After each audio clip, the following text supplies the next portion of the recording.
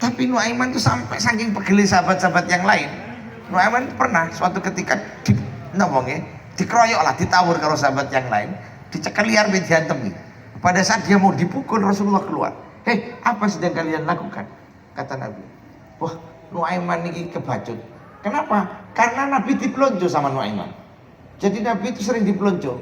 Ya Rasulullah, jenengan akan saya bawakan makanan, gono panganan. Bareng wis tidar, enak Kanjeng Nabi, enak. Sampean mangan tok gak gelem bayar. Iki mau guru dibayar, coba sahabat yang lain tidak marah seperti apa. Dan itu hampir dilakukan dia setiap hari. Pekel. Begitu Kanjeng Nabi gak ono, tekan api dikebui. Pada saat itu malaikat Jibril turun memberikan informasi bahwa Nuaiman akan dibukul oleh sahabat yang lain. Nabi segera keluar. Napa Kanjeng Nabi? Kok mati mbok apaan Nuaiman? Ya, kami akan hukum dia karena begini-begini, kata Nabi. Ya, tolong ya kalian, kalau kalian menyakiti Nuaiman sama dengan kalian menyakitiku dengan menyakiti Allah. Karena Nuaiman cinta nang Gusti Allah, cinta nang aku. Dan aku pun, Allah pun cinta kepada dia. Kalian mau kebui, saya akan sakit hati, Allah pun sama.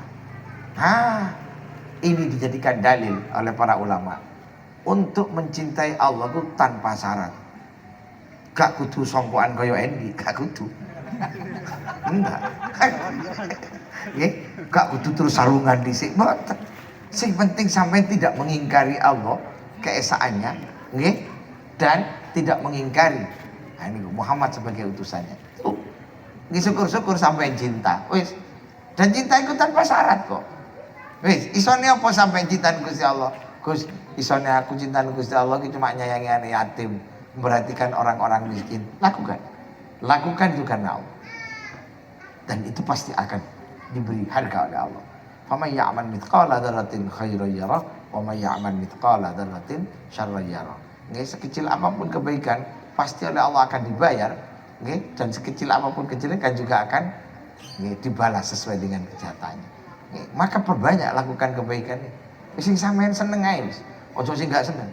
Gus, aku lek dikon salat tahajud sik gurung iso. Gak usah tahajudan. Sopo? Salat tahajud iki lho. Gus, aku lek tarawih sik kakek, Gus. Nggih, sik gak sanggup. Wis sanggup ngopo wis? Melok sahur bareng, buka bareng. Gak apa-apa. Sampun kole dungane. Ngono.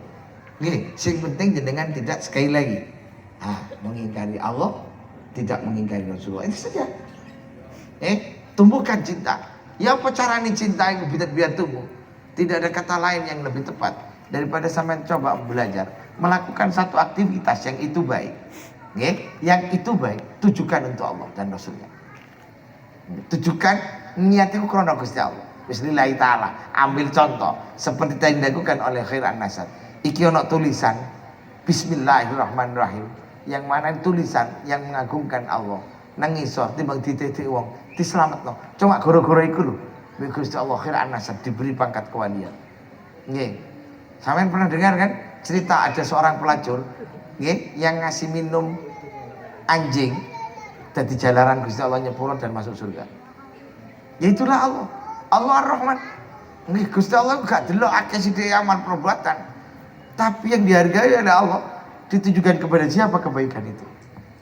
Masih aku iki jarine wong kiai, lek gak ikhlas juga payu ya. Kalau seandainya saya bicara seperti ini, hanya sekedar ingin mendapatkan simpati dari sampean. Gus Baikun ini wong perhatian dengan pang-pangan. Nek cuma ikut tok, tidak ada harganya di depan Allah. Allah itu pencemburu. Allah itu maha pencemburu. Jadi Gusti Allah itu gak gelem diduakan.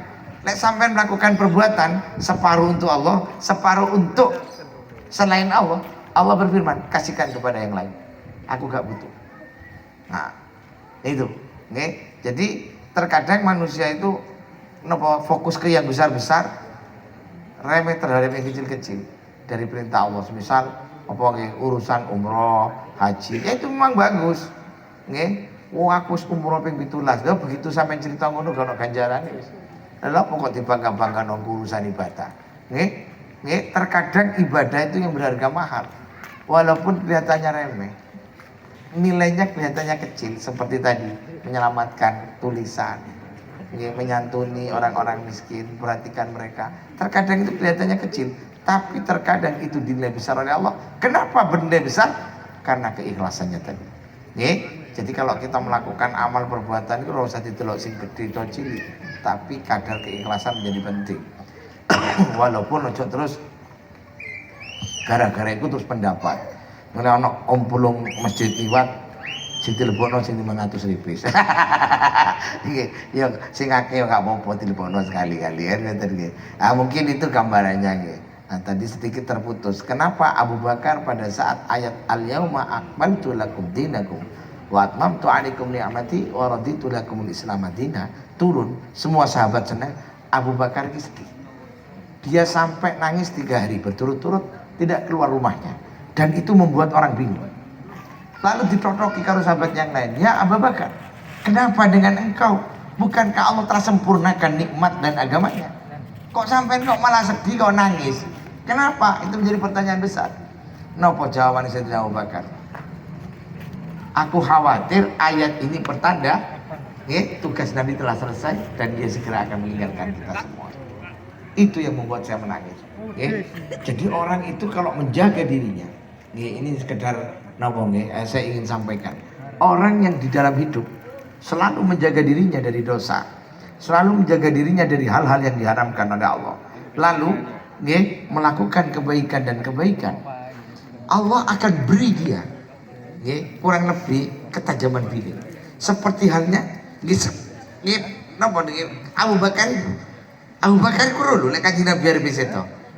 Padahal pada saat ayat ini turun, tidak ada tanda sama sekali Nabi itu mengalami sakit atau apa. Akhirnya sahabat-sahabat yang lain ini terus sowan Kanjeng Nabi dan bertanya kepada Rasulullah, ya Rasulullah, tahukah engkau dengan Abu Bakar? Kenapa dengan Abu Bakar? Setiap hari dia hanya menangis dan dia tidak lagi mau keluar rumahnya. Kenapa? Kata Nabi.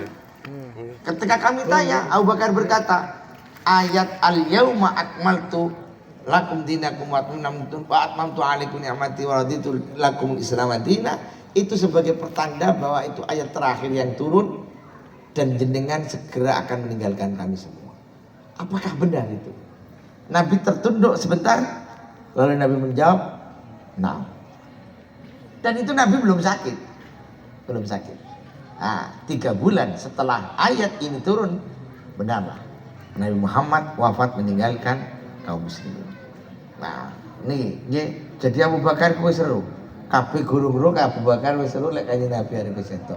Kira-kira lek sampean kepingin dapat inspirasi atau ilham dari Allah Subhanahu wa taala, ya syarat yang dilakukan yang menjaga diri dari melakukan dosa, menjaga diri dari hal-hal yang diharamkan oleh Allah, sambil itu tadi melakukan aktivitas kebaikan.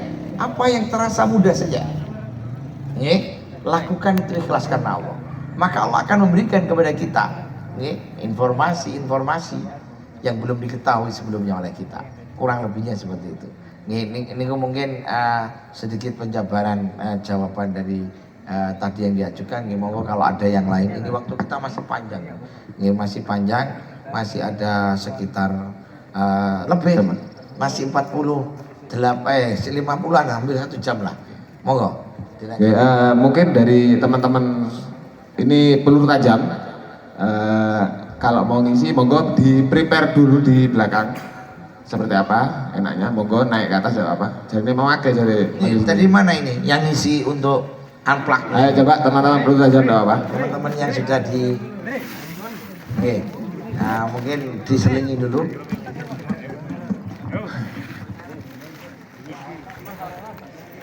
Kalau Mas naik dulu tidak masalah, di prepare alatnya atau gimana? Teman-teman yang mengerti. Ayo, santai. Ayo, monggo. Gak enak ada. Gak apa-apa, ayo. Santai, kita ini nyantai. Nanti kita nanti minggu depan kita adakan lagi. Ya, monggo. Ayo. Ini sagep iki markasi sampean. Monggo. Kami senang sekali, monggo. Mungkin yang lain yang baru datang langsung saja masuk gabung di tengah-tengah. Terus monggo. Mungkin bisa prepare dulu teman-teman. Raf. Bu di setem tadi ya, ya naik. Oh,